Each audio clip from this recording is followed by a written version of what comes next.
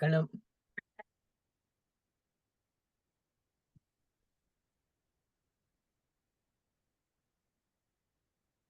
தவம் தெரியாமல் ஆராய்ச்சியா என்ற சிறப்பு தலைப்பினில் சிந்தனை வழங்கிட இணைந்திருக்கும் பேராசிரியர் இந்திரா அம்மா அவர்களையும், சிந்தனையை கேட்டு மகிழ்ந்திட வந்திருக்கும் சிந்தனை ஆற்றல் மிக்க சான்றோர் பெருமக்களாகிய உங்கள் அனைவரையும் வருக வருக என்று யாழ் மண்டலத்தின் சார்பாக வரவேற்று நாம் நிகழ்வினோடு செல்வோம். அகத்தவத்தால் ஆலயமாம் சிறந்த வழிபாடு, ஆராய்ச்சி அறிவுடையோர்க்கு ஏற்ற பேறு. ஆராய்ச்சி அறிவுடையோர்க்கு ஏற்ற உயர் பேறு என்கின்றார் தத்துவஞானி வேதாத்திரி மகர்ஷி அவர்கள்.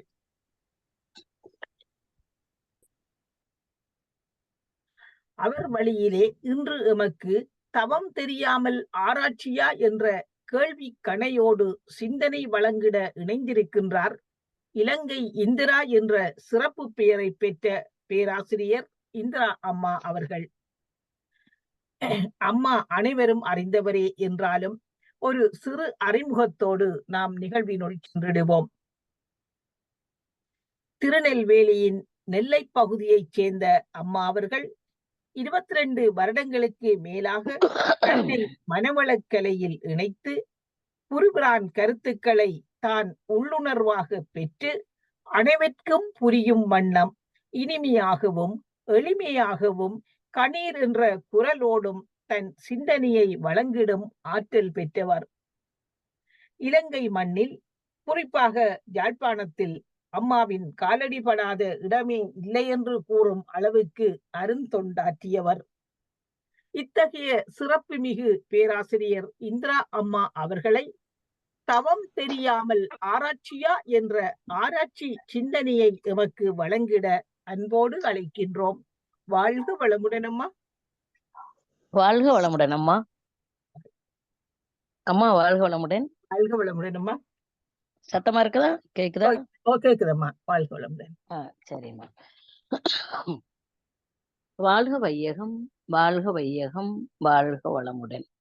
குரு வாழ்க, குருவே துணை.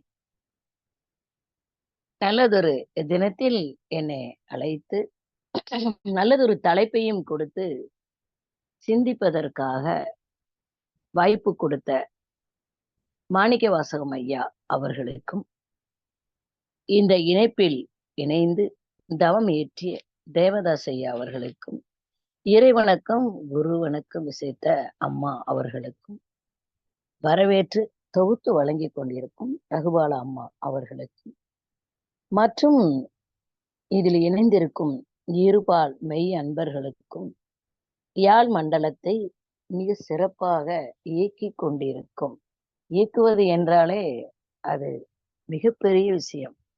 அணுவை இயக்கும் அறிவு போல இங்கு குழந்தைகள் ஐயா இயக்கி கொண்டிருக்கிறார்.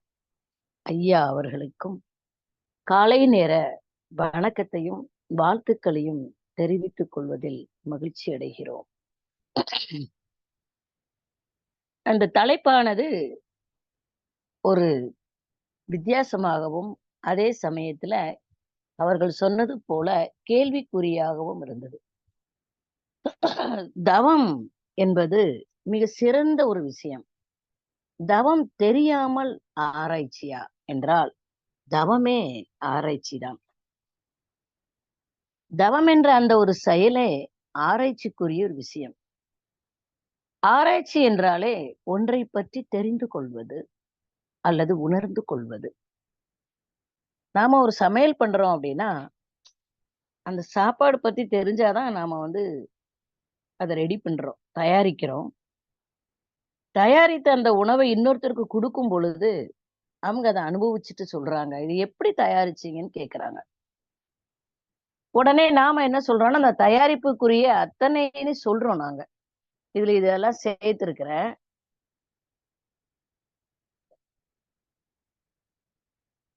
இதெல்லாம் சேர்ந்து இருக்கு, இந்த பொருள் எல்லாம் சேர்ந்து இருக்குதுன்னு ஒரு ஆராய்ச்சிக்கு என்னென்ன பயன்படுத்தப்பட்டதோ அதையெல்லாம் அவங்ககிட்ட நம்ம சொல்றோம். அவங்க உடனே நாம கொடுத்த சாப்பாடா சாப்பிட்டுட்டு அவங்க ஒரு ஆராய்ச்சி பண்றாங்க. இதுல இன்னும் அப்படி சேர்க்கலாமா இப்படி சேர்க்கலாமான்னு ஒரு சின்ன உணவு தான். அந்த உணவையே நம்ம பரிமாறி கொள்ளும் பொழுது நம்முடைய அறிவை அதோட இணைச்சு இணைச்சு இணைச்சு ஆராய்ச்சி பண்றோம். ஆனா இங்க கேட்கப்பட்ட கேள்வி என்னன்னு கேட்டீங்கன்னா, தவம் தெரியாமல் ஆராய்ச்சியா? அப்ப தவத்துக்கும் ஆராய்ச்சிக்கும் என்ன சம்பந்தம்? சாமிஜி சொல்றாரு, உன்னை நீ எப்பெல்லாம் உற்று உற்று பார்க்கிறையோ, அப்பெல்லாம் இந்த உலகத்தை உன்னால பார்க்க முடியும்னு சொல்றாரு. உற்று உற்று பார்த்திடு உன்னை உலகை பின் அப்படின்னு சொல்றாரு. இந்த உலகத்தை பின்னாடி உலகை பின் அப்படின்னா பின்னோக்கி திரும்பிடுது, அப்படி கிடையாது. நீ உன்னை முதல்ல பாரு. நீ முதல்ல உன்னை பார்த்ததுக்கு அப்புறம் தான் இந்த உலகத்தை உன்னால பார்க்க முடியும். இந்த உலகத்துக்கும் நமக்கும் உள்ள தொடர்பு எளிதாக தெரிவதற்கு ஒரு பாலமாக இருப்பது தியானம். அப்ப தவம் செய்வது என்பது கிடைத்ததுக்கரிய ஒரு பொக்கிஷம். அது இந்த காலகட்டத்துல நம்முடைய அருட்தந்தை அவர்கள் இந்த காலகட்டத்துல இப்போ வாழ்ந்து நமக்கு கொடுத்த பெரும் பேரு தியானம். தவம் செய்வார் தம் கருமம் செய்வார் அப்படின்னு சொன்னவர் வள்ளுவர். அப்ப நம்முடைய கடமைகளை செய்து கொண்டுவதற்கு வாழ்வதற்கும் தவம் அவசியம். ஏன் தவம் அவசியம் என்பதை சொல்றோம்னா, கருமம் என்றால் கடமை. காலையில் எழுந்ததில் இருந்து இரவு உறங்கும் வரையிலும் நம்முடைய அன்றாட வாழ்க்கை மிக வேகமா ஓடுகிறது. மன ஓட்டமே வேகமாக இருக்கிறது. பூமி அதே வேகத்துலதான் இருக்குது, காற்று அதே வேகத்துலதான், இயற்கை ஒரே மாதிரியாகத்தான் இருக்கு. அதுல பெரிய மாற்றம் எல்லாம் கிடையாது. வெயில் காலம் என்றால் வெயில் அடிக்கதான் செய்யும். அதை பலமுறை நம்மகிட்ட ஃபோர்ஸ் பண்ணி சொல்லக்கூடிய மீடியாக்கள், இன்னைக்கு வெயில் ஜாஸ்தி, இன்னைக்கு வெயில் அதிகம் அப்படிங்கும்போது மனசு அதை பெருசா நினைக்குது. ஆனாலும் நம்ம அந்த வெயிலெல்லாம் சந்திச்சு வாழ்ந்து கொண்டிருக்கிறோம். பரபரப்பா வாழ்ந்துட்டு இருக்கிற மாதிரி. அப்ப எல்லாமே வேக வேகமா ஓடிட்டு இருக்கிற மாதிரி இயற்கை வேகமாக எல்லாம் ஓடல. அது அதனதன் செயலை மிக சரியாக என்ன வேகம் உண்டோ, எலக்ட்ரானுக்கு என்ன வேகம் உண்டோ, புரோட்டானுக்கு என்ன வேகம் உண்டோ, நியூட்ரானுக்கு என்ன வேகம் உண்டோ, பிளாக் ஹோலாக மாறின உடனே தன்னுடைய இருப்பை அப்படியே நிறுத்தி கொள்ளக்கூடிய ஒரு தன்மையும் எல்லாமே அங்க இருக்கு. அதுல ஏதாவது மாற்றம் இருக்கான்னு கேட்டா இல்ல. நெருப்பு என்றால் அது சுடுகிறது, ஐஸ் கட்டி என்றால் அது குளிரத்தான் செய்கிறது. அப்போ அதுல எல்லாம் எதையாவது நம்ம மாற்றத்தை விரும்பினா நாம செயற்கையாக ஏற்படுத்த முடியுமே ஒழிய, இயற்கையின் விதிப்படி எல்லாமே சரியாகவே நடந்து கொண்டே இருக்கிறது. எது இங்கு மாறுகிறது என்றால், வேகமாக ஓடிக்கொண்டிருக்கக்கூடிய இந்த உலகத்துல மனோவேகம் அதிகமா இருக்கிறதுனால, அப்ப நமக்கு என்ன தேவைன்னு கேட்டீங்கன்னா, அந்த மனோவேகத்தை, மன ஓட்டத்தை கொஞ்சம் குறைத்தால் மட்டுமே தான் நாம் நிம்மதியாக, மகிழ்ச்சியாக ஏன் பிறந்தோங்கிறதுக்கும், ஒவ்வொரு நாளும் எப்படி கழிகிறது என்ற ஆராய்ச்சியோடு நாம் வாழ முடியும். அப்ப ஆராய்ச்சி என்பது மிகப்பெரிய ஒரு லேப்ல போய் உட்கார்ந்து ஆராய்ச்சி பண்ணக்கூடிய தன்மை இருக்கு. இங்க அருட்தந்தை அவர்கள் சொல்லுவது, "உன்னையே நீ ஆராய்ச்சிக்கு எடுத்துக்கொள்" அப்படின்னு சொல்றார். உன்னையே நீ ஆராய்ச்சிக்கு எடுத்துக்கொள்ளும் பொழுது என்ன நடக்கும் என்றால், "உற்று உற்று பார்த்திடு உன்னை" அப்படின்னு சொல்றார். நம்மையே நாம் உற்று உற்று பார்க்கும் பொழுது உலகை பின் அப்படின்னு சொல்றார். நீ உன்னை பார்க்க தொடங்கினால்தான் உலகத்தை பார்க்க முடியும் என்றால், உன்னை பார்க்கும் பொழுது உலகத்தை பார்க்கும் பொழுதும் என்ன தொடர்பு? அப்பதான் சுவாமிஜி சொல்றாரு, "அவனின் இயக்கம் அணுவாற்றல், அணுவின் கூட்டு பக்குவம் நீ" அப்படின்னு சொல்றார். அவனின் இயக்கம் அணுவாற்றல், அணுவின் கூட்டு பக்குவம் நீ. அவனில்தான் நீ, உன்னில் அவன், அவன் யார் நீ யார் பிரிவேது. இந்த பிரிவு இல்லை என்பதை ஒருவர் உணர்ந்து கொள்ளும் பொழுதுதான் நமக்கும் தெய்வத்திற்கும், நமக்கும் அணுக்களுக்கும், நமக்கும் எலக்ட்ரான் புரோட்டானுக்கும், நமக்கும் இந்த பிரபஞ்சத்திற்கும், நாம் சுவாசிக்கும் காற்றுக்கும் இப்படியே சொல்லிட்டே போனா என்ன தொடர்பு என்பதை நம்மால எளிதாக உணர்ந்து கொள்ள முடியும். அருட்தந்தை அவர்கள் எங்களுக்கு ஒரு தடவை கிளாஸ் எடுக்கும்போது சொன்னாங்க, எந்த ஒன்றையுமே நீங்கள் எப்படி பார்க்கணும் அப்படின்னு கேட்டா, அதை விட நுணுகி போய் பார்க்கணும்னு சொன்னார். ஒரு பொருளை நீங்கள் ஆராய்ச்சிக்கு எடுத்துக்கொள்ள எண்ணும் பொழுது, அதை விட நீங்கள் நுணுகி போய் அதை விட குறுகி, அதாவது உங்களுடைய மன அலைச்சொல் வேகம் கீழே இறங்கணும். அண்டர்ஸ்டாண்ட் அப்படின்னு ஒரு வார்த்தையை பயன்படுத்தினார். அந்த அண்டர்ஸ்டாண்ட் அப்படிங்கிறது என்னன்னு கேட்டீங்கன்னா, ஒருத்தர் சொல்லுவாங்களா, "நீ கொஞ்சமாவது அண்டர்ஸ்டாண்ட் பண்ணிக்கோ" அப்படின்னு சொல்லுவாங்க. அதாவது அந்த இடத்துல நின்னு பேசு, அவங்களுக்கு தகுந்தபடியா போய்க்கோ, நீ கொஞ்சம் அண்டர்ஸ்டாண்ட் பண்ணிக்கோங்க, புரிஞ்சுக்கோங்க அப்படிங்கிற வார்த்தையை பயன்படுத்துவாங்க அந்த இடத்துல. அந்த அண்டர்ஸ்டாண்ட்ங்கிறத அருட்தந்தை அவர்கள் எங்களுக்கு சொன்னது என்ன கேட்டா, எந்த ஒன்றை நீங்கள் ஆராய்ச்சி செய்கிறீர்களோ, அப்பொழுது உங்களுடைய மனம் அதைவிட நுணுகி போன ஒரு இடத்துக்குள்ள போனாதான் அதை முழுசா ஆராய்ச்சி பண்ண முடியும். தவமும் அப்படித்தான் அப்படின்னு சொன்னாரு. அப்ப தவம் பண்ணினால் என்ன கிடைக்கும் என்றால், தவம் பண்ணும் பொழுது மனம் நுணுகிய அலைக்குள் போகும். அந்த நுண்ணிய அலை எது அப்படின்னு கேட்டீங்கன்னா, உயிரை உணர்வதற்கு மனம் தயாராகிறது. ஆனா உயிரை விட நுண்ணிய அலை நீளத்துக்கு போகும் வாய்ப்பு கிடைப்பது தவத்துல மட்டும்தான். உயிரே நுண்ணிய அலை. அந்த நுண்ணிய அலையை கவனிப்பதற்கு ஒரு பயிற்சியை கொடுப்பது தவம். உயிரை விட நுண்ணிய அலைக்குள் செல்கிறோம் என்றால் அது பரம அணு துகள்களினுடைய தன்மை, இறைநிலையை உணரும் நிலை. அப்ப இறைவனையே நாம் நமக்குள்ளாக உணர்வதற்கு உரிய அடிப்படை பயிற்சியாக அருட்தந்தை நமக்கு கொடுத்தது ஆக்னை தவமே. அப்ப தவம் என்ன பண்ணும் அப்படின்னு கேட்டா, நம்மை ஆராய்ச்சிக்கு உட்படுத்துகிறது. எப்படி உட்படுத்துகிறது? முதல் நாள் நான் இங்க உட்கார்ந்தேன், தியானம் செஞ்சேன். நல்ல அறிவு திருக்கோயில்ல தீட்சை கொடுத்தாங்க, கிடைச்சது. மறுநாள் வீட்டுல போய் உட்கார்ந்து தவம் பண்ணா கிடைக்கவே இல்லை. இதான் ஆராய்ச்சி. அங்க ஏன் கிடைச்சது, இங்க ஏன் கிடைக்கல? மனம் ஒப்பிட்டு பாக்குது பாருங்க. அப்ப மன்றத்துல போய் கேக்குறோம். நேத்தைக்கு நான் அறிவு திருக்கோயில்ல தவம் பண்ணேன், நல்லா கிடைச்சது. இன்னைக்கு நான் வீட்டுக்கு போனேன், கிடைக்கல. இந்த ஆராய்ச்சி பண்ணும் பொழுது மனம் என்ன செய்கிறதுன்னு சுவாமிஜி ரொம்ப எளிதாக விளக்கம் கொடுக்கிறாரு. முதல் நாள் பெற்ற அனுபவத்தை மறுநாள் மனம் எண்ணி பார்க்குது இல்ல, அந்த எண்ணி பார்க்கும் பொழுது அந்த உணர்வு நம்மிடத்தில் கிடைக்கல. ஆனா ஏற்கனவே கிடைத்த உணர்வின் அனுபவம் நம்மை சிந்திக்க வைக்குதுன்னு சொல்றாரு. அப்ப சிந்தனை என்பது ஆராய்ச்சி. ஏன் கிடைக்கல அப்படின்னு நான் கேட்கிறோம் பாருங்க போய்.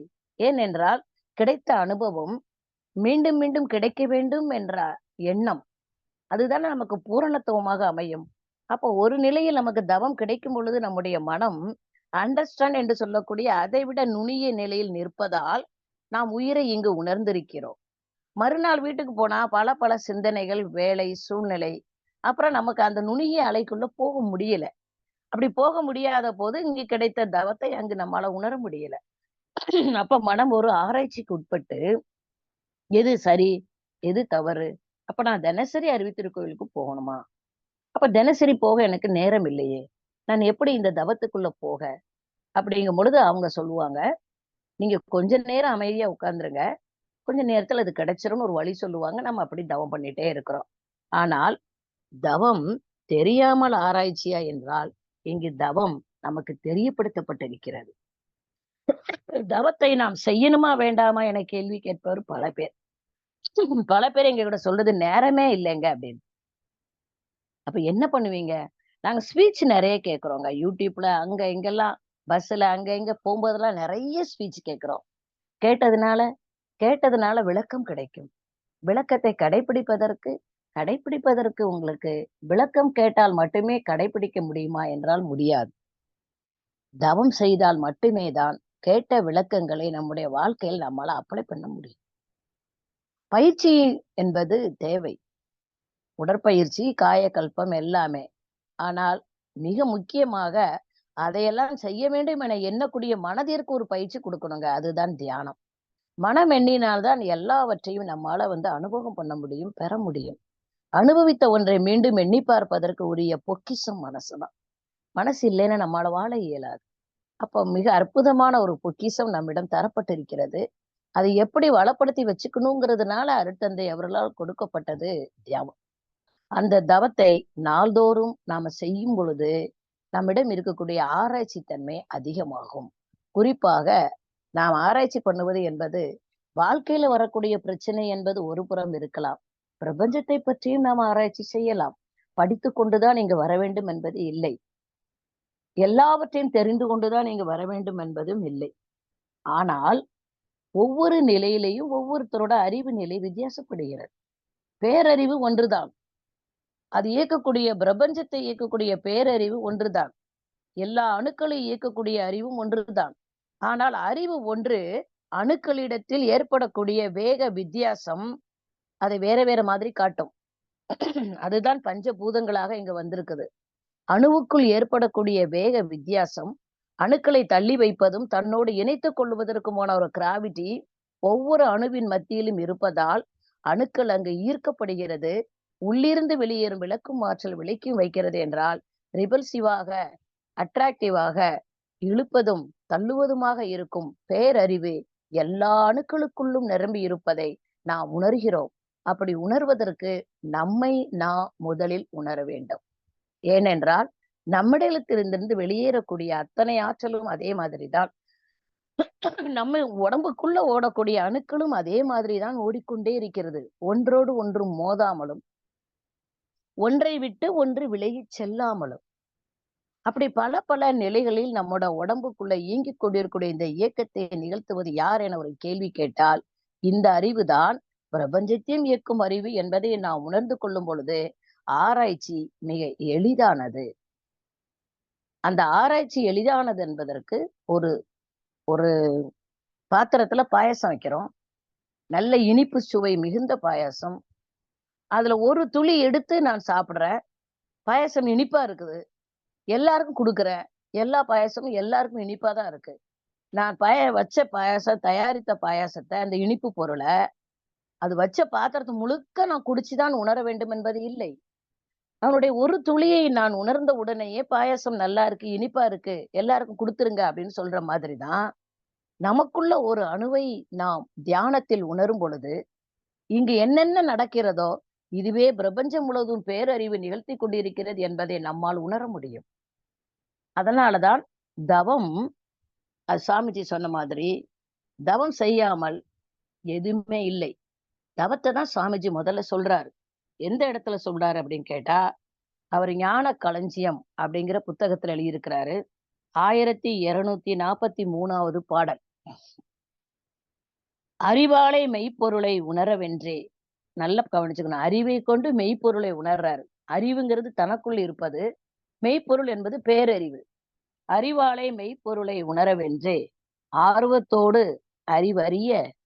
ஆர்வம் அவருக்கு ரொம்ப அதிகமா இருக்கான். ஐயோ, இறைவனை பத்தி தெரிஞ்சுக்கணும்னு ஆர்வத்தோடு அறிவறிய வேட்பும் போங்க. விருப்பம் அவருக்கு ரொம்ப அதிகம். வேட்புனா விருப்பு. அந்த விருப்பத்தால் அவர் என்ன பண்றாரு அப்படின்னு கேட்டா, அறிவு அதனை அகத்தவத்தால் நிலைக்க செய்தேன் அப்படின்னு சொல்றாரு. இங்கதாங்க தவம் செய்யணும்னு சொல்றாரு. தவம் செய்யாமல் மெய்ப்பொருளை உணர முடியாது. மெய்ப்பொருளை உணராமல் ஆராய்ச்சி செய்ய முடியாது. நாம் ஒரு ஆராய்ச்சி செய்கிறோம் என்றால் அதை பற்றி முழுமையான ஒரு விளக்கம் நம்மிடத்தில் இருந்தால்தான் அதை பற்றி தொடர்ந்து ஆராய்ச்சிக்குள்ள போக முடியும். அந்த பொருளை பற்றி ஏற்கனவே நாம பல அறிஞர்கள், ஞானிகள்லாம் ஆராய்ச்சி பண்ணி வச்சுட்டு போனதை தொடர்ந்து செய்யக்கூடிய ஆராய்ச்சி தான் இப்ப வரைக்கும். விண்ணை பற்றிய ஆராய்ச்சியா இருக்கலாம், மண்ணை பற்றிய ஆராய்ச்சியா இருக்கலாம், காற்றை பற்றி இருக்கலாம். ஆனால் விண்வெளி ஆராய்ச்சியாகவே இருந்தாலும் ஒரு தனி மனிதனின் உழைப்பு என்பது அங்கு இல்லை. பலரின் கூட்டு முயற்சி தான் அந்த ஆராய்ச்சிக்கு பயனுடையதாக இருக்கிறது விஞ்ஞான உலகத்தில். மெய்ஞானமும் அதே மாதிரி தாங்க. அப்ப சாமிஜி சொல்றாரு, அறிவாலே மெய்ப்பொருளை உணரவென்றே ஆர்வத்தோடு அறிவறிய வேட்பும் ஓங்க அறிவு அதனை அகத்தவத்தால் நிலைக்கச் செய்தேன். அப்படி அகத்தவத்தால் நிலைக்கச் செய்யும் பொழுது என்ன கிடைத்தது? அறிவை அறிய பழகுதல் யோகம், அறிவை ஆராய்ச்சியில் வைப்பது தவம் சொல்லிட்டாரு. அந்த ஆராய்ச்சி தாங்க சிந்தனை. அப்ப ஒரு சிந்தனை என்பது நம்மிடத்தில் வர வேண்டும் என்றால் அதுதான் அறிவினுடைய பரிணாமம். நம்ம டார்வின் தியரி படி கூட வச்சுக்கலாம். மேல வர இங்க வந்திருக்கிறோம் 6வது அறிவு வரைனா சிந்தனை தான் நம்மளை மேல கொண்டு வந்திருக்கு. ஆனால் ஒரு சின்ன கேள்வி கேட்பாங்க, அப்ப அவங்களெல்லாம் என்ன தவம் செஞ்சுட்டாங்க, சிந்திச்சாங்க அப்படின்னு கேட்டா, அந்த சிந்தனை வேறங்க. அது தன்னுடைய வாழ்க்கையின் தேவைகளை பூர்த்தி செய்து கொண்டு வாழ்வதற்கான சிந்தனை. இனப்பெருக்கத்திற்குண்டானது. இது எப்படி தடுத்து நிறுத்துவது? இனப்பெருக்கத்தின் மூலமாக மக்கள் பெருக்கம் அதிகமாயிட்டே இருக்குது. மக்கள் தொகை அதிகமாகும் பொழுது பொருளாதாரத்திலும் பூமியில் வாழ்வதற்கும் நிறைய சிரமம் இருக்கு. அப்ப என்ன செய்யலாம் என்றால், அவர்கள் இயற்கையின் வழி வரக்கூடிய அந்த கருவை அவர்கள் நிறுத்தி வைப்பதற்கு உண்டான முறை மருத்துவத்துறையால் ஏற்றுக்கொள்ளப்பட்ட ஒன்றுதான் கருத்தடை. அப்ப அது இயற்கைக்கு முரணான செயலா என்றால், இயற்கைக்கு முரணான செயல்தான். ஆனா அறிவின் வெளிப்பாடு, சிந்தனை ஆற்றல், சௌரியமாக நம்ம வாழ வேண்டும் என்றால், நம் மக்கள் தொகையை குறைக்க வேண்டும் என்றால் அதற்குரிய ஒரு தடுப்பு என்பதை மனித ஆராய்ச்சி கண்டுபிடித்து சொன்னது. இதே மாதிரிதான் மருத்துவத்துறையினால் கொடுக்கப்பட்ட ஏகப்பட்ட தடுப்பூசிகள் நம்ம போடுறோம் பாருங்க. அந்த நோய் வராம இருக்கணும், இந்த நோய் வராம இருக்கணும் என்பதெல்லாம் இதெல்லாம் சிந்தனை ஆராய்ச்சியின் வெளிப்பட்டதுதான். உடனே ஒரு கேள்வி கேட்கலாம். நீ அவங்கெல்லாம் என்ன தவமாங்க செஞ்சாங்க அப்படின்னு கேட்கலாம். ஆனால் நாம தவம் செய்வது நம்முடைய மெஞ்ஞானத்திற்குரிய ஆராய்ச்சிக்குரியது. நாம் மெஞ்ஞான கல்வி கற்றுக்கொண்டு இருக்கிறோம். மெஞ்ஞானத்தின் மேலே ஆராய்ச்சி செய்யும் பொழுது என்னவென்றால், அணு இருக்கிறது என கண்டுபிடித்து சொன்ன மெஞ்ஞானிகள், அணு எப்படி இருக்கிறது என்பதை அதையே வைத்துக்கொண்டு ஆராய்ச்சி செய்த விஞ்ஞானிகள். அப்ப அந்த விஞ்ஞானத்திற்கும் மெஞ்ஞானத்திற்கும் உள்ள வித்தியாசம் என்னவென்றால், மெஞ்ஞானிகள் அனைவருமே தவம் செய்து கண்டுபிடித்து சொன்ன ஒன்றை, விஞ்ஞானிகள் அனைவருமே கருவி கொண்டு நிரூபித்துக் கொண்டு இருக்கும் உலகம். அதனால் ஆராய்ச்சி என்பது அவசியம். ஆராய்ச்சி தான் மனிதனுடைய வளர்ச்சி. அந்த 6வது அறிவினுடைய வளர்ச்சி மிக உச்சக்கட்டத்தை நெருங்கிக் கொண்டிருப்பதும், அல்லது அனுபவித்துக் கொண்டிருப்பதும் நாம விஞ்ஞானத்துல கண்டு கொண்டு இருக்கிறோம் கண்ணு முன்னால. ஆனால் தவம் புரியாமல் அல்லது தவம் செய்யாமல் எப்படிங்க ஆராய்ச்சி பண்ண முடியும் என்றால், ஆன்மீகத்திற்கு தவம் அவசியம். மனித நேயத்தை வளர்ப்பது. ஏனென்றால் ஒரு அணுகுண்டு கண்டுபிடிச்சா அதுல நல்லதும் இருக்கு, கெட்டதும் இருக்கு. நம்மை பாதுகாத்துக் கொள்வதற்கு அணுகுண்டு தான். ஆனால் நாம் அதை கொண்டு போய் போடும் பொழுது அது அழிவாகவும் இருக்கும். அது ஒரு பயமுறுத்தக்கூடிய ஒரு செயலாகவே கண்டுபிடிச்சு வச்சுட்டு இருக்கிறோம் அப்படின்னு சொன்னா, தேவையா தேவையில்லை என்றால், என்னுடைய பாதுகாப்புக்கு நான் வச்சிருக்கிறேன் வேணா வச்சுக்கலாம். ஆனால் அது என்னைக்கு போட்டாலும் அந்த அழிவையே தரும். ஆனால் தவம் பண்ணிட்டு செய்யக்கூடிய ஒரு ஆராய்ச்சி தன்மை, தவம் செய்துட்டு சொல்லக்கூடிய ஒரு சொல், தவம் செய்துட்டு எண்ணக்கூடிய ஒரு எண்ணம், தனக்கும் அது நல்லதாக, இந்த சமூகத்திற்கும் அது நல்லதாக இருக்கும். அதனாலதான் உற்று உற்று பார்த்திடு உன்னை உலகை பின் என்றார் சுவாமிஜி. உற்று உற்று நம்மை பார்ப்பது தவம். உலகை பின்னாக பார்க்கும் பொழுது இந்த தவத்தின் மூலமா கிடைக்கும் சிந்தனை ஆற்றல். எப்படிங்க சிந்தனை ஆற்றல் கிடைக்கும் என்றால், எந்த ஒரு மெடிசனும், எந்த ஒரு மருத்துவத்தாலும், எந்த ஒரு மருந்து மாத்திரையாலும் செய்ய முடியாத ஒன்றை தவம் மூளையின் சிற்றறைகளில் மாற்றத்தை ஏற்படுத்துவது அனைவரும் ஏற்றுக்கொண்டுள்ள ஒரு உண்மை. அந்த சிந்தனை தவம் இல்லாமல் வருவது இல்லை. தவம் ஏற்றும் பொழுது அதைவிட நுணுகிய தன்மைக்கு நம்முடைய மனம் செல்கிறது. அப்பொழுது உள்ளே இருக்கக்கூடிய மூளை செல்களுக்குள்ள ஏகப்பட்ட நியூரான்ஸ் நம்ம படிச்சிருப்போம். அந்த ஏகப்பட்ட நியூரான்ஸ் எல்லாமே டார்மன் செல்ஸ் இருக்கிறது எல்லாம் ஓப்பன் ஆகி விடுது அப்படின்னா, அது எல்லாமே கொஞ்சமாக ஓப்பன் ஆகும் பொழுது மனிதனுக்கு, சாதாரண மனிதர்களை விட தவம் பண்ணக்கூடியவர்களுக்கு சிந்தனை ஆற்றலும் ஆராய்ச்சி தன்மையும் அதிகமாகிவிடும். அந்த அதிகமாவதே விழிப்பு நிலை. அப்போ நாம் ஒரு செயலை செய்கிறோம் என்றால் அதற்கு தவம் அவசியம். தவம் 2 வேளை செய்கிறது. ஒன்று, பரபரப்பாக ஓடிக்கொண்டிருக்கக்கூடிய ஓட்டத்தை கொஞ்சம் உள்ளே இழுத்து உன்னை கவனி என்று நிறுத்துகிறது. 2வது வேளை நிறுத்திய உடனேயே விழிப்பு நிலை என்ற ஆராய்ச்சி தன்மைக்குள்ள நம்ம போறதுனால அத்தனை செயல்களையும் நம்மால் துன்பம் இல்லாமலும் எந்த விதமான இடையூறு இல்லாமலும் காலம் கழிப்பதற்கும், ஏன்னா காலம் கழிப்பது என்பது பெரிய விஷயமாக இருக்கிறது. அந்த காலம் என்பது சிறை அதிகாரியை போன்றவன். அவன் எப்பொழுதுமே நமக்காக காத்து கொண்டு இருப்பது இல்லை. சிறை அதிகாரி எப்பொழுதுமே செல்லுல போட்டு ஒரு கைதியை பூட்டணும்னா நேரம் ஆன உடனே பூட்டிட்டு போயிட்டே இருப்பாரு. 6 மணி 7 மணி பூட்டணும், கதவை திறக்கணும், போறணும், அவ்வளவுதான். அதே மாதிரிதான் நாம நம்மோட காலத்துல வச்சு, காலம்ங்கிற சிறை அதிகாரியில் தான் நம்ம எல்லாருமே உட்கார்ந்துருக்கிறோம். அந்த காலத்தை சரியானபடி பயன்படுத்திக் கொள்வதற்கு உரிய ஆராய்ச்சி நமக்கு வேணும்.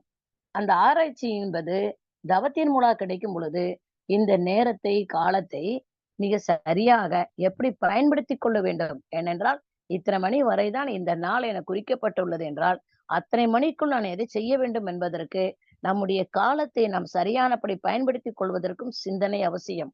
அப்ப தவம் சிந்தனை ஆற்றலை அதிகப்படுத்தும். சிந்தனை தெளிவாக நம்முடைய வாழ்க்கை பயணத்தை நடத்தி வைக்கும். அப்ப வாழ்க்கை பயணம் எல்லாருக்கும் ஒரே மாதிரியாக இருக்குமா என்றால், அது அறிவை கொண்டு நாம் வாழும் விதத்தை பொறுத்தது. ஆனால் ஒருவர் மாதிரி ஒருவர் இல்லை. இன்னொன்று, ஒருவரின் அறிவு இன்னொருவருக்கு எப்பொழுதுமே பயன்படுமா என்றால் இல்லை. ஆராய்ச்சி என்று சொல்லக்கூடியது இந்த இடத்தில்தான் நாம் பயன்படுத்த வேண்டிய ஒன்று. நான் ஒரு இடத்துல ஒரு கதை படிச்சேன். அது என்ன கதை அப்படின்னு கேட்டா, ஒரு கூத்தாடின்னா அந்த ரோட்ல நின்னு கூத்தாடின்னு சொல்லுவாங்க. ஒரு வட்டமா ஒரு செயின் மாதிரி இருக்கும். ஒரு வளையம், அந்த வளையத்துக்குள்ள போயிட்டு வருவாரு ஒருத்தர். அப்படி போயிட்டு வந்துட்டே இருக்கிறாரு. வெளியில இருந்து ஒருத்தர் அத பார்த்துட்டே இருக்கிறாரு. அந்த கூட்டத்தோட கூட்டமா நின்னு அந்த குத்தாடி என்னென்ன வித்தையெல்லாம் பண்றாரு. எல்லாரும் கை தட்டுறாங்க, காசு போடுறாங்க, கயிறு மேல நடக்கிறாரு. ஆனா அந்த வளையத்துக்குள்ள போயிட்டு போயிட்டு வர்றாரு. சின்ன வளையமா ஒரு வட்டமா இருக்குது. அதுக்குள்ள போயிட்டு போயிட்டு வர்றாரு. இப்போ இவருக்கு பார்த்துட்டு இருந்த இவரு வந்து திருடன். இந்த திருடனோட மனசு என்ன சொல்லுது அப்படின்னு கேட்டா, இவர பேசாம நாம வேலைக்கு வச்சுக்கலாமே. ஒரு நாள் இவர நம்ம கூட்டிட்டு போனா நெறைய திருடிறலாமே. சின்னதா கம்பிய வளைச்சா போதும், ஜன்னல் வழியா இவரு உள்ள போயிருவாரு. அப்படி இப்படின்னு கதவ திறங்கன்னு திறந்துருவாரு. நாம உடனே தாள் நீக்கின உடனே உள்ள போய் திருடிறலாம். அப்படின்னு திருடனுக்கு ஒரு நப்பாசை. இவனோட அறிவு, இவனுடைய சிந்தனை அப்படி வச்சுக்கலாம். இந்த சிந்தனை ஆற்றல் என்ன பண்ணுதுன்னு கேட்டா, அவன நைட்டு போய் சந்திக்கிறார். அந்த களக்கூத்தாடி சொல்றாரு, "உங்களுக்கு என்ன உதவி செய்யணும் சொல்லுங்க." அப்ப அவர் சொல்றாரு, "நீ சும்மாலாம் செய்ய வேண்டாம். நான் உனக்கு ஒரு ரூ. 1000 தர்றேன். தினசரி நீ வெயில்ல கிடந்து விளையாடுற இல்ல, தினசரி நீ விளையாடும் பொழுது இந்த வெயில்ல உனக்கு எவ்வளவு ரூபா கிடைச்சிரும் ஆவரேஜா?" அவரு சொல்றாரு, "எனக்கு என்ன ஒரு 300, 400 அவ்வளவுதாங்க கிடைக்கும். அது கூட எல்லா நாளும் கிடைக்காது." அப்படின்னு உடனே உடனே இந்த திருடன் சொல்றாரு, "நான் உனக்கு ரூ. 1000 தரேன். நீ ஒண்ணுமே செய்ய வேண்டாம். அங்க ஒரு வளையம் இருக்கும். அந்த ஜன்னல் கம்பிய நான் வளைச்சு தந்துருவேன். நீ அதுக்குள்ள போயிரு. அதுக்குள்ள போய் அந்த பக்கமா போய் கதவ திறக்கணும். அதான் உன் வேலை." "பரவாயில்லையா? ரூ. 1000 தரேன்னு சொல்றாரே. அப்ப ஜன்னலுக்கு வளைச்சு தர்றாருன்னா உள்ள போறது ஈஸி தானே." அப்படின்னு சொல்லிட்டு 2 பேரும் போறாங்க. ராத்திரி ஆன உடனே ஒரு வீட்டுக்கு போறாங்க. அந்த வீட்ல இருக்க ஜன்னல் கம்பியெல்லாம் வளைச்சு விடுறாரு. இவர உள்ள சொல்றாரு. இவரால முடியல. ஆனா அந்த வளையம் இவரு டெய்லி விளையாடுறாரு பாருங்க. வெளியில கூத்தாடுறாரே. அந்த கூத்தாடுற வளையத்த விட அது பெருசு. அப்ப இவரு சொல்றாரு, "பெரிய வளையமா தானடா இருக்கு. போ உள்ள போ" அப்படின்னு சொல்றாரு. அவரால முடியல. ஆனா அந்த கலை கூத்தாடி அந்த திருடன்ட்ட சொன்னாரு, "சரி, நான் உள்ள போயிருவேன். எனக்கு நீங்க ஒரு சின்ன உதவி செய்யுங்களேன்னாரு." "என்ன செய்யணும்னா, ஒரு 10 பேர கூட்டு வாங்க. கை தட்ட சொல்லுங்க. நான் உள்ள போறேன்" அப்படின்னு சொல்றாரு. இப்ப 10 பேர கூட்டு வந்து கை தட்டினா, முதல்ல திருட முடியுமா? திருடன் அப்படியே திகைச்சுட்டு, "உன்னைய போய் நம்புனேன் பாரு போ" அப்படின்னு சொல்லி அனுப்பிட்டாராம். இது கதை தான். ஆனா ஆராய்ச்சிக்குரிய கதை. எல்லாராலும் எப்போதும், எல்லா இடத்திலும், எல்லா நேரங்களிலும், எல்லா வேலையும் செய்ய முடியாது. அவர் சொல்றாரு, "அந்த சூழ்நிலை என்ன கைத்தட்டல் இருந்தா தான் உள்ள முடியும்னு" சொல்றாரு. அப்ப கை தட்ட, தட்ட, தட்ட, தட்ட அவர் மனசுக்கு ஒரு உற்சாகம். அந்த உடம்போட வெயிட் அவருக்கு தெரியல. சடார்ன்னு உள்ள போயிட்டு, போயிட்டு, போயிட்டு வந்துட்டே இருந்திருக்காரு. அப்ப அவருக்கு பின்புலமாக இருந்தது ஒரு சூழ்நிலை. திருடனுக்கு அந்த சூழ்நிலை தெரியாமல் அவன் கூட்டு போய் அங்க அவன பயன்படுத்தணும் என எண்ணுவது, இவனிடம் சிந்தனை ஆற்றல் இல்லை. சிந்திக்கும் திறன் என்பது என்ன கேட்டா, யார எங்க எப்படி பயன்படுத்தணும் என்பதுதான். அதே மாதிரி தான் யார எங்க எப்படி பேசணுங்கிறதும் தெரியணுமா. சிந்தனை மனிதனிடத்தில் அதிகமாக இருக்கிறது என்றால், அது வாழ்க்கை இன்னும் பரபரப்பாக மாற்றிக்கொள்ளக்கூடிய தன்மையில். ஆனால் அப்படி இல்லாமல் மனித வாழ்க்கையை முறையாக, அமைதியாக, ஆளுமை திறனுடன் வாழக்கூடிய வாழ்க்கையாக மாற்றிக் கொள்வதற்கு தவம் அவசியம். தவம் செய்தால் நம்மிடம் இருக்கக்கூடிய தேவையில்லாததெல்லாம் வெளியேறிவிடும். மனிதனை அழித்துக் கொண்டிருப்பது 3 தான். 1 நான் என்கின்ற ஆணவம். எனக்கு எல்லாம் தெரியுங்க. நீங்க என்னங்க சொல்றது? நான் தான் சொல்லிட்டு இருக்கேன்ல அப்படின்னு சொல்லுவாங்க பாருங்க. ஒரு கருத்து சொல்லும் பொழுது பிறர் ஏத்துக்க மாட்டாங்க. ஆனால் கருத்து சொல்லும் பொழுது ஏத்துக்கொள்கிறோமோ இல்லையோ அதை கேட்டுக்கொண்டிருந்து அதன் பிறகு கூட சொல்லலாம். ஒரு சிலர் ஆரம்பிக்கும் போதே தெரியும் தெரியும். ஆள விடுங்க. எங்களுக்கு தெரியும் அப்படின்னு சொல்லிருவாங்க. நான் என்கின்ற ஆணவம். 2வது அவனா அப்படிங்கிற பொறாமை. அவனா இவ்வளவு செஞ்சுட்டான். அவன் இதெல்லாம் கண்டுபிடிச்சிட்டானா? அவனுக்கு இதெல்லாம் தெரியுமா? ஒண்ணும் நம்ப முடியலையே. அவனா இவ்வளவு மார்க் எடுத்துட்டான். அப்படி அந்த அவனா அப்படிங்கும்போது ஒரு பொறாமை உணர்வு. ஜீரணிக்க முடியாத தன்மை. அப்ப என்ன பண்ணும் கேட்டீங்கன்னா, அந்த வருத்தலை. அது வருத்தலைன்னு சொல்ல முடியாது. பொறாமை அலை, நெகட்டிவ் அலை அவ்வளவுதான். அந்த நெகட்டிவான அலையும் சமூகத்துல நிரம்பி இருக்கு. ஏன்னா அலை இயக்கு தத்துவத்தினுடைய செயலுக்கு வரணுமே. ஆணவமும் இருக்கு மனுஷங்க கிட்ட. 3வதாக இருப்பது எனக்கு என்ற பேராசை. வேற யாருக்கும் போயிறக்கூடாது. அந்த பேராசை தவம் செய்தால் அது ஒளிந்து விடும். அதே மாதிரி தவம் செய்தால் ஆணவம்ங்கிற தன்மை ஒளிந்து விடும். அவனாங்கிற பொறாமை தன்மையும் ஒளிந்து விடும். எப்படிங்க இந்த 3ம் மாறும்? நானே தான் எல்லாராகவும் இருக்கிறோம் என்பது உணர்ந்து கொள்ளும் பொழுது ஆணவம் அழிந்து விடும். அவர் ஜெயித்தால் என்ன? நான் ஜெயிச்சா என்ன? நான் சொல்றத அவர் கேட்கலைன்னா பரவாயில்ல, வாழ்க வளமுடன். நானே என் சொல்லை கேட்கலைங்கிற மனப்பக்குவம் நமக்கு வந்துருமா? நான் சொல்லி அவன் கேட்கல அப்படிங்கிறத விட, நான் சொல்லி நான் கேட்கல. ஏன்னா அவரும் நானும் ஒன்றுதான்ங்கிற உணர்வு வரும்பொழுது, அங்கு ஈகோ இருப்பதில்லை. அவரும் நானும் ஒன்றுதான் என்ற எண்ணம் வரும்பொழுது, அவர் அனுபவிக்கும் பொழுது பொறாமை வருவதில்லை. ஏனென்றால் அவரும் நானும் ஒன்று தானே. பேராசை, அவர் அந்த சாப்பாடு சாப்பிட்டாரா, நானே தான் உண்ணுகிறேன் என்ற உணர்வு வரும்பொழுது, பேராசை எனக்கு மட்டும் என்ற எண்ணம் இல்லாமல், எல்லோருக்கும் என்ற நிறைமனமும் நம்மிடம் வந்துருமா. ஆக மனித குலத்தை பெரும்பாரியாக பஸ்ல, ட்ரெயின்ல எல்லா பிரயாணம் பண்ணும் பொழுதெல்லாம் கவனிச்சுட்டே வர்ற மனிதர்களிடத்தில் வெளிப்படக்கூடியது இந்த 3 தாங்க. 1 யார பத்தியாவது குறை பேசிட்டு இருக்காங்க. யார பத்தியாவது பொறாமையில பேசிட்டு இருக்காங்க. இல்ல தன்னுடைய குறைகளை, தனக்கு இல்ல அவன்ட அத்தனை இருக்குங்கிற அந்த பேராசையிலும் மனித குலம் வாழ்கிறது. இது ஆராய்ச்சிக்குரிய விஷயம். இது எப்படி சுற்றுச்சூழலை நம்மால கவனிக்க முடியும் என்றால், தவம் செய்தால் இயல்பான ஒரு அமைதி தன்மையும், ஒரு கவனிக்கும் திறனும் நமக்கு வந்துவிடும். அப்ப நம்ம சுற்றுச்சூழலை கவனிக்கிறோம். இந்த சமுதாயம் எங்கு போயிட்டு இருக்குது? இவர்களை எல்லாம் மாற்ற முடியுமா என்றால், பாரதியார் அன்றே சொல்லி வச்சுட்டு போனாருங்க. அன்னையே அவர் சொல்றாரு, தன்னோட காளி தெய்வத்தை அவர் சொல்றாரு. அன்னையே மெய்தவம் கிடைக்கச் செய். இந்த மானுடம் திருந்தட்டும் சொல்றாரு. மெய்தவம் கிடைக்கச் செய். இந்த மானுடம் திருந்தட்டும் என்றால், எல்லாரும் தப்பு பண்ணிட்டு இருக்காங்களான்னு கேட்டா, தப்பு தான் பண்ணிட்டு இருக்காங்க. ஆனால் அது தப்பு என தெரியாமலே செய்துட்டு இருக்காங்க. எல்லாத்துட்டயும் ஈகோ இருக்கான்னு கேட்டீங்கன்னா, ஓரளவு இருக்கு. ஆனால் அந்த ஈகோ தனக்கு தேவையா? இல்லையா? என்ற ஆராய்ச்சி தன்மை அவரிடம் இல்லை. எல்லாரிடம் பொறாமை இருக்கிறதா என்றால், அந்த பொறாமை தன்மை என்னிடம் இருக்கணுமா? வேண்டாமாங்கிற ஆராய்ச்சி இல்லை. தனக்கென மட்டுமே எண்ணிக்கொண்டிருக்கூடிய பேராசை இருக்குது. ஆனா ஆராய்ச்சி தன்மை இல்லை. அந்த ஆராய்ச்சி தன்மை எது தரும் என்றால், தன்னை உணர்ந்த தவமே தான் தரும். அதனாலதான் பாரதியார் சொன்னாரு, "அன்னையை மெய்தவம் கிடைக்கச் செய் இந்த மானுடம் திருந்தட்டும்" என்றால், இயல்பாக அந்த மாற்றம் வரும். பிறர் சொல்லி, சொல்லி, சொல்லி திருத்தம் என்பது வருவதே இல்லை.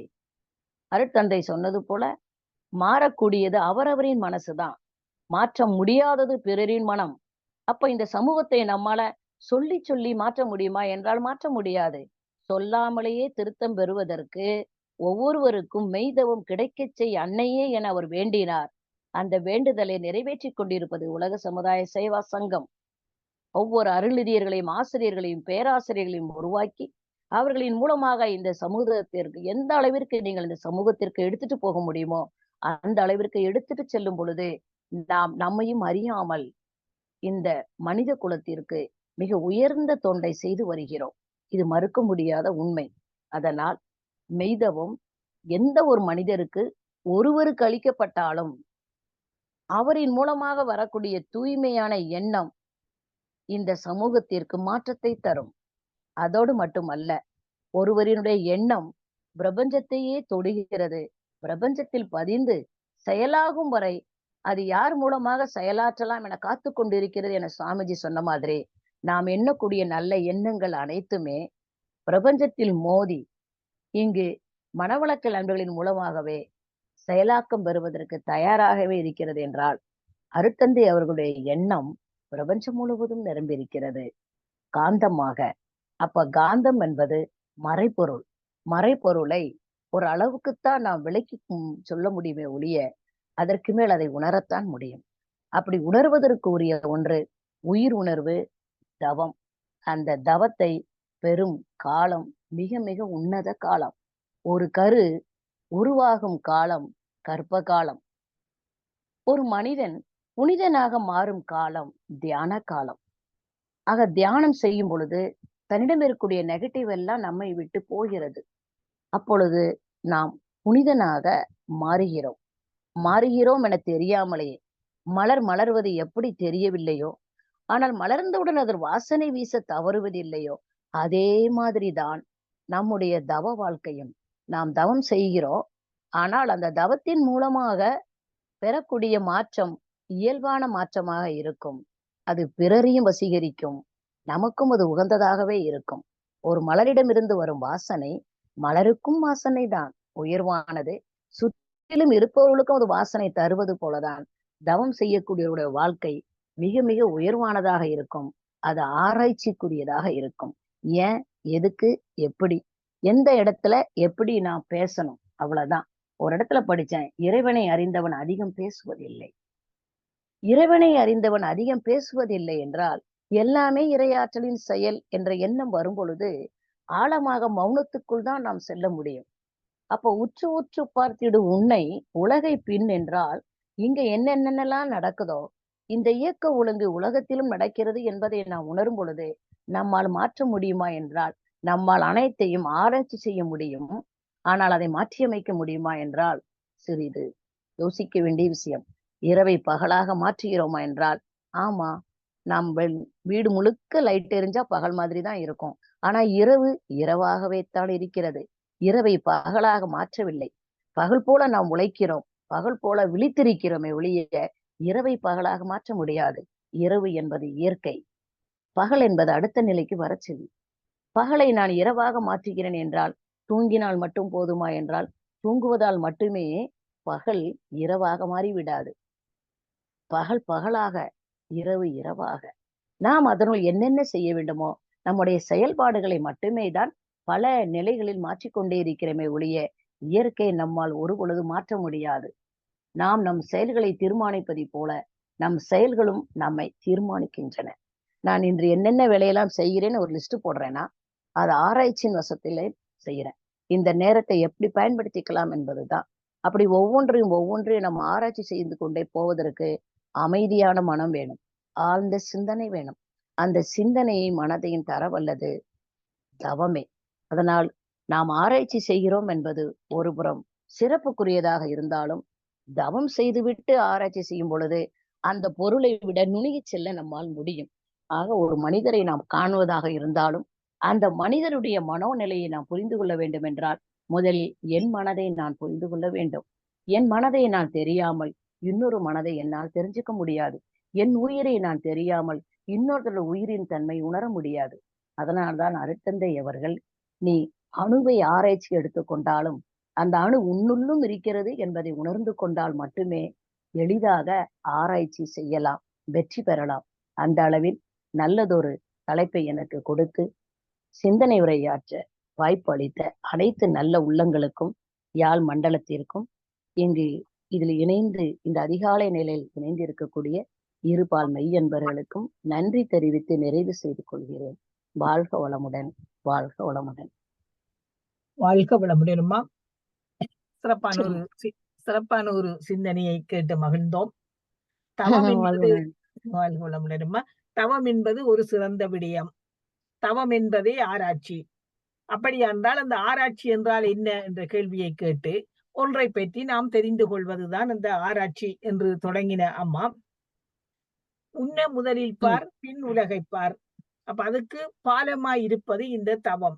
அப்ப இதன் தவத்தின் மூலம் என்ன எங்களுக்கு கிடைக்கிறது என்றால் அந்த மன ஓட்டத்தை குறைத்து விழிப்பு நிலையை நாங்கள் பெற்றுக் கொள்ளக்கூடியதாக இருக்கிறது என்று அழகான விளக்கத்தை தந்து, நாம் ஒன்று ஆராய்ந்து பார்க்க வேண்டுமானால் நாம் அதை விட குறுகிய நிலைக்கு போக வேண்டும்.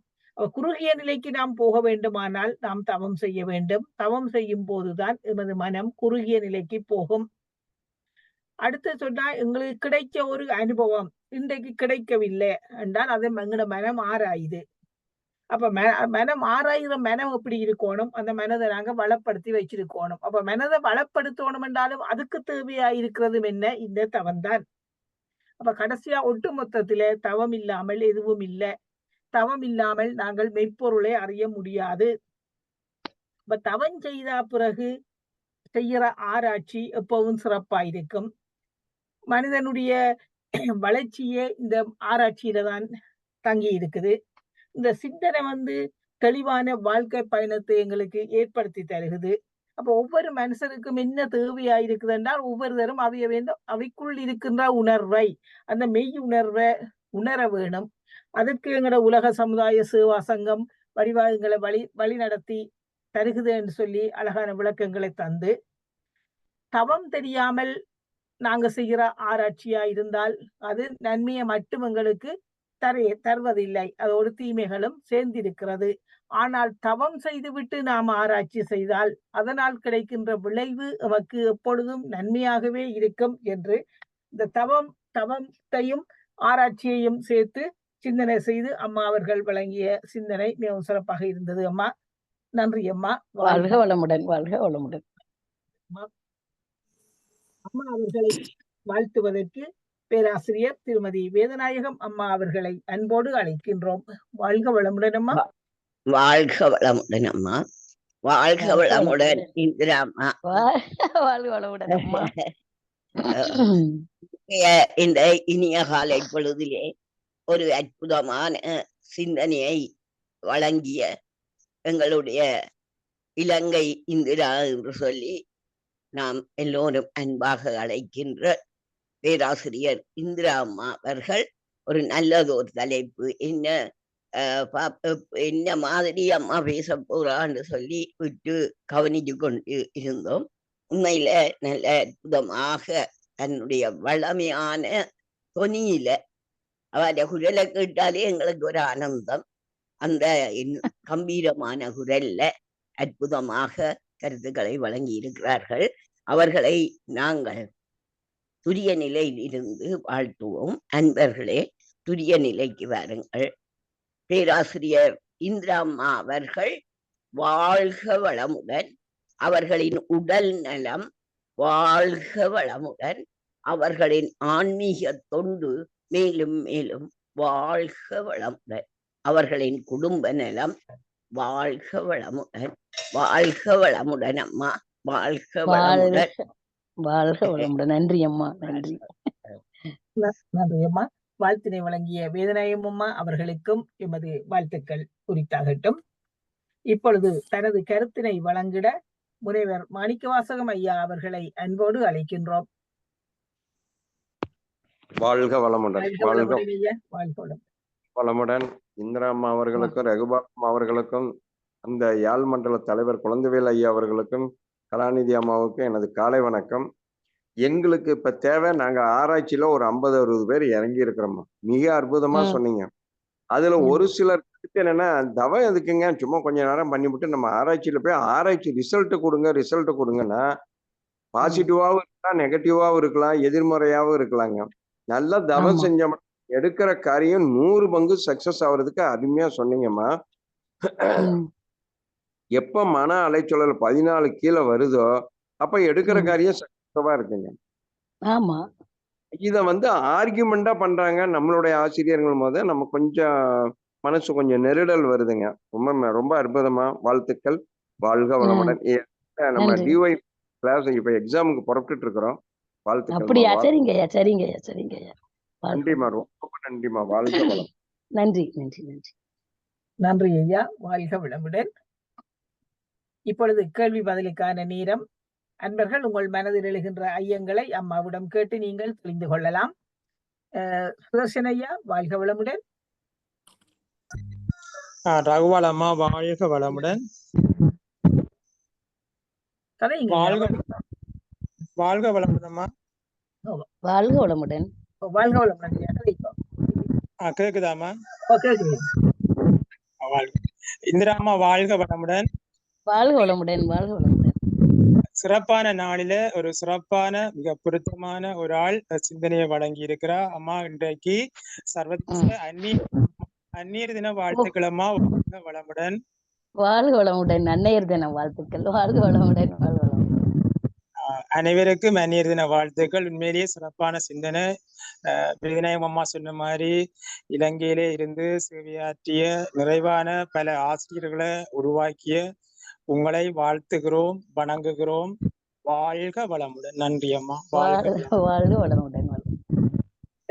நன்றி சுதர்ஷன். வாழ்க வளமுடன். எனக்கு முடியாதபடியா உங்களுக்கு அந்நியர் தினத்துக்கு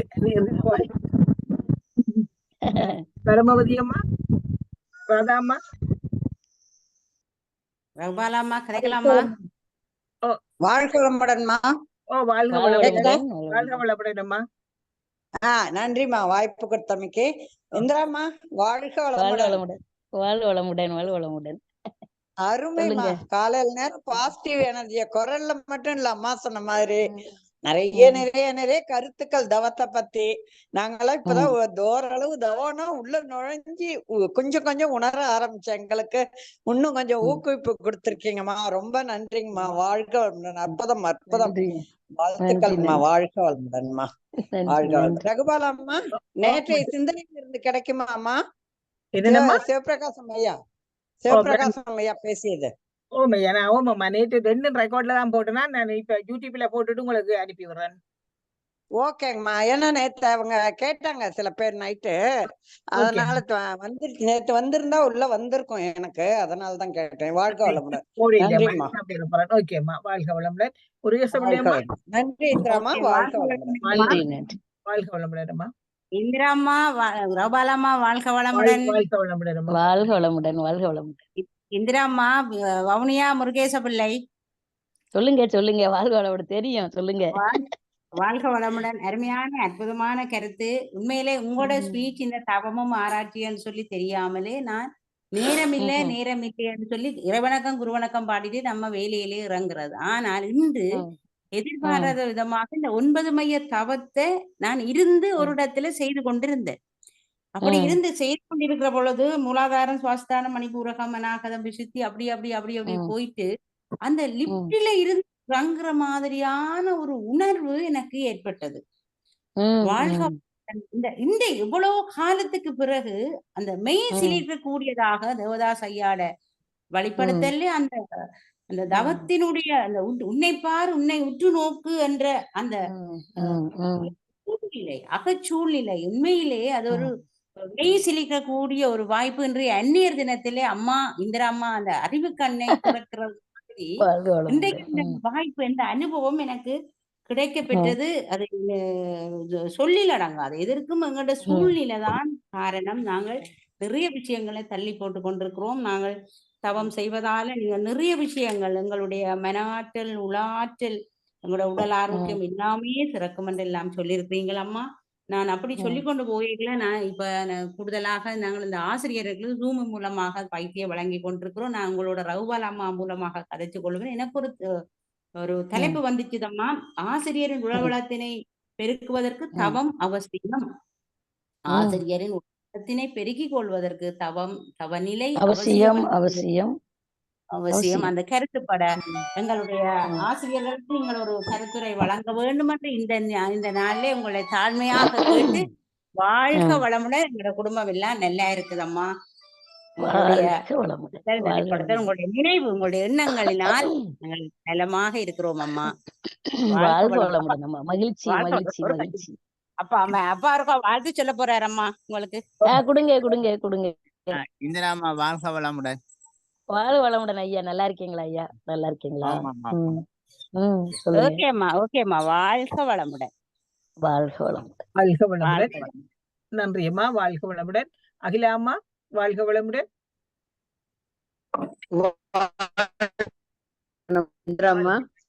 வாழ்க வளமுடன். வாழ்க வளமுடன். மதுரை திருமங்கலம் என்ற அறக்கட்டளை இருந்து பேசுறேம்மா. சொல்லுங்க சொல்லுங்க. வாழ்க வளமுடன். நல்லா இருக்கீங்களாம்மா? ஆமா, நல்லா இருக்கிறேன். சொல்லுங்கம்மா. வாழ்க வளமுடன்மா. சிறப்பான சிந்தனை உரையம்மா. இந்த அன்னையர் தினத்துல மிக சிறப்பான சிந்தனை உரைக்கு ரொம்ப நன்றிம்மா. வாழ்க வளமுடன்மா. வாழ்க வளமுடன். வாழ்க வளமுடன். வாழ்க வளமுடன்மா. வாழ்க வளமுடன்மா. ரொம்ப மகிழ்ச்சி. நன்றி அம்மா. வாழ்க வளமுடன். அன்பரசன் ஐயா, வாழ்க வளமுடன். வாழ்க வளமுடன். வாழ்க வளமுடன். வாழ்க வளமுடன் ஐயா. வாழ்க வளமுடன். வாழ்க வளமுடன். எங்களை எல்லாம் இன்றைக்கு கொண்டு வந்த எங்களுடைய அம்மா தானே இன்றைக்கு அந்நியர் தினத்துல வந்து இந்த நிகழ்ச்சியை செய்தது எங்களுக்கு எல்லாருக்கும் பெரிய மகிழ்ச்சி. அம்மா நீண்ட ஆயுள், நிற செல்வம், உயர்வுகள், மெஞ்ஞானம் ஓங்கி வாழ்க வளமுடன் வாழ்த்தி மகிழ்கிறேன். வாழ்க வளமுடன். வாழ்க வளமுடன். மிக சிறப்பா செய்யுங்கள். எல்லாரோட வாழ்த்துதான் நமக்கு தேவை. வாழ்க வளமுடன். நன்றி ஐயா. நன்றி நன்றி நன்றி. பாப்போம்மா, வாழ்க வளமுடன். வாழ்க வளமுடன். வாழ்க வளமுடன். நாமக்கல்ல இருந்து பேசுறோமா. ரொம்ப அருவமா பேச்சுன்னா ரொம்ப பிடிக்கும். நல்லா கேட்போம்மா. ரொம்ப அருமையா இருந்தது. காலங்கள் காலங்காத்தால இன்னைக்கு தவத்தை பத்தி அற்புதமா செய்யாதவங்க கூட தவம் செய்யணும். அந்த அளவுக்கு மிக அருமையா ஆமாமா எடுத்து சொன்னீங்க. கலா அம்மாவும் அருமையா மறுபடியும் அதை தொகுத்து அப்படியே எல்லாம் ரிட்டர்ன் பண்ணி அருமையா அவங்க மறுபடியும் ஞாபகப்படுத்தினாங்க அத்தனையும். அவர் நல்லா அழகா அப்படியே தொகுப்புரை சொன்னாங்க. எல்லாம் வரிசையா நீங்க சொன்னதெல்லாம் அப்படியே ஒரு தடவை அப்படியே ரிப்பீட் பண்ணாங்க. திருப்பி திருப்பி கேட்கணுமா. முதல்ல இந்த ஆசிரியர்கள்லாம் நல்லா கேட்கணுமா. ஆசிரியர்கள் நல்லா தமம் பண்ணணும். அப்பதான் அவங்க அந்த உணர்வுபூர்வமா கொண்டு போய் மக்களுக்கு சேர்த்துவாங்க இல்லைங்களாமா. அதனால ரொம்ப சிறப்புமா. அது நீங்க சொன்னீங்க பாருங்க. தவம் நம்ம பண்ணும்போது ஒரு வாதம் நடக்கும்போது நம்ம அதுல தலையிட மாட்டோம், அமைதியா வந்துருவோம். அது நிறையவே நடக்குமா. ரொம்ப பிடிச்சிருந்தது எனக்கு. இப்பெல்லாம் நாங்க ஏதாவது வாதம் பண்ணாங்கன்னா நம்ம ஏற்க போறதுல நம்ம அதை பேசக்கூடாதுன்னு அமைதியா வர முடிஞ்சது. ரொம்ப அருமையா இருந்துச்சுமா. தொண்டை சரி இல்லைனாலும் எவ்வளவு பேசுறீங்க பாத்துங்கம்மா. அதே காலை நேரம் கொஞ்சம் கரகரண்டு வரும். காஃபி டீ ஒண்ணும் குடிக்கல, இனிமேதான் குடிக்கணும். பழைய குரல் அப்படியே வந்துச்சுமா. சரிம்மா சரிம்மா. அவங்க பணி சிறக்கட்டும் அம்மா. வாழ்த்துக்கள். நன்றி நன்றி நன்றிம்மா. நன்றி நன்றி பாப்பு அம்மா. வாழ்க வளமுடன். தேவதாஸ் ஐயா வாழ்க வளமுடன். வாழ்க வளமுடன். மணி நேரம் இல்ல. தேவதாஸ் ஐயா வாழ்க வளமுடன். சும்மா ஒன் பண்ணப்படுதோ. ரைட். வாழ்க வளமுடன். இந்த காலையில் கூட பேச்சு மிகவும் சிறப்பாகவும் அற்புதமாக இருந்தது. எங்களுக்கு நீங்க இப்படி பேசுறது தொடர்ச்சியாக எங்களுக்கு உங்களோட பேச்சை கேட்டு எங்களுக்கு மீண்டும் மீண்டும் எங்களுக்கு ஒரு ஆர்வத்தை தூண்டுகின்றோம்மா. நீங்களும் உங்களது அன்பு குடும்பம் வாழ்க வளமுடன். வாழ்க வளமுடன். வாழ்க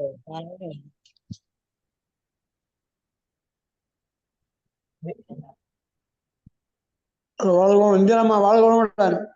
வாழ்க வளமுடன் ஐயா. சொல்லுங்க. இது மாதிரி இலங்கைக்கு வர மாதிரி சிந்தனை இருக்குதா? எங்க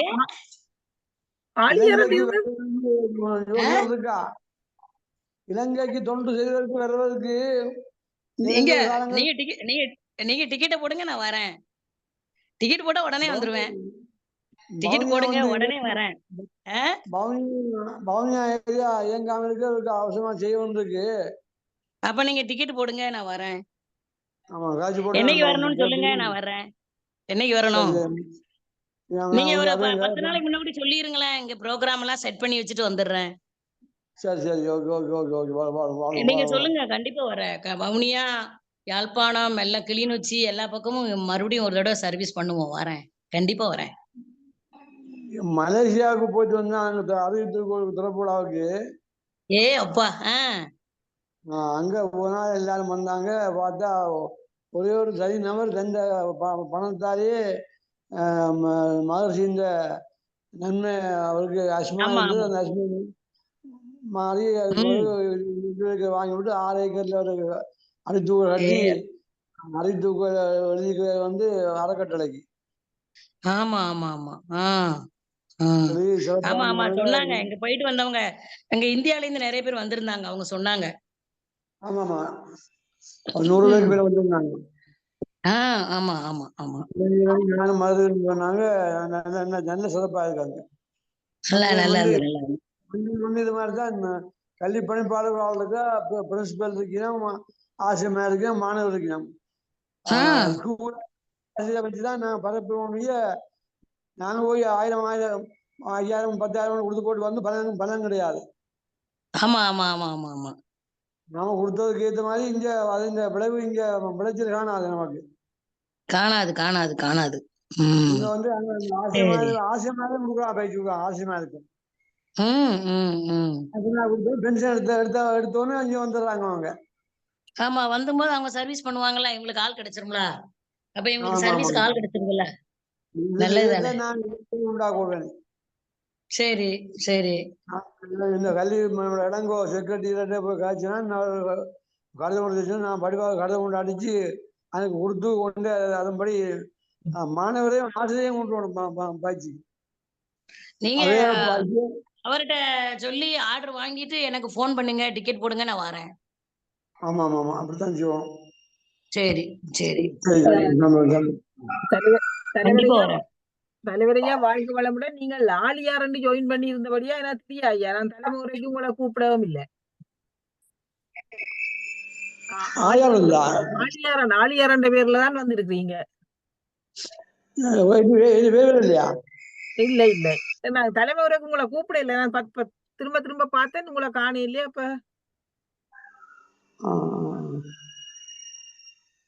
சரி புதிதாக ஒரு நன்றி உரையோடு நாம் நிகழ்வை நிறைவு செய்ய இருக்கின்றோம். இனிமையான குரலில் இறைவணக்கம் குரு வணக்கம் இசைத்திட்ட முருகேச பிள்ளை அம்மா அவர்களுக்கும் 9 மைய தவத்தினை சிறப்பாக நெறிப்படுத்தி தந்திட்ட பேராசிரியர் தேவதாஸ் ஐயா அவர்களுக்கும் வாழ்த்துக்களும் நன்றிகளும். ஐயா தலைமை உரை வழங்க ஐயா இணைந்திருக்கிறார், எங்களுக்கு தெரியாது. ஐயாவுக்கும் நாங்கள் எங்கள் மனமார்ந்த நன்றிகளை தெரிவித்துக் கொள்கின்றோம். அத்தோடு தவம் தெரியாமல் ஆராய்ச்சியா என்ற சிந்தனையை மகிழ்வுடன் வழங்கிய எங்கள் பேராசிரியர் இந்திரா அம்மா அவர்களுக்கும் நன்றிகளும் வாழ்த்துக்களும். நிகழ்வு சிறப்பாக நடக்க இந்திய பேராசிரியர்களை எமக்கு ஒழுங்குபடுத்தி வழங்கி கொண்டே வருகின்ற எங்கள் முனைவர் மாணிக்கவாசகம் ஐயா அவர்களுக்கும் இதயங்கனிந்த நன்றிகள். வாழ்த்து செய்தியை வழங்கிய பேராசிரியர் வேதநாயகம் அம்மா அவர்களுக்கும் ஐயங்களை கேட்டு தெளிந்த சிந்தனையாளர்களுக்கும் எங்கள் நன்றிகளும் வாழ்த்துக்களும். நாம் உலக நல வாழ்த்தோடு நிகழ்வை நிறைவு செய்ய இருக்கின்றோம். உலக நல வாழ்த்து படிக்க விருப்பமான அன்பர்கள் யாராவது நீங்கள் மைக்கை ஆன் பண்ணிட்டு படிக்கலாம். யாருண்டான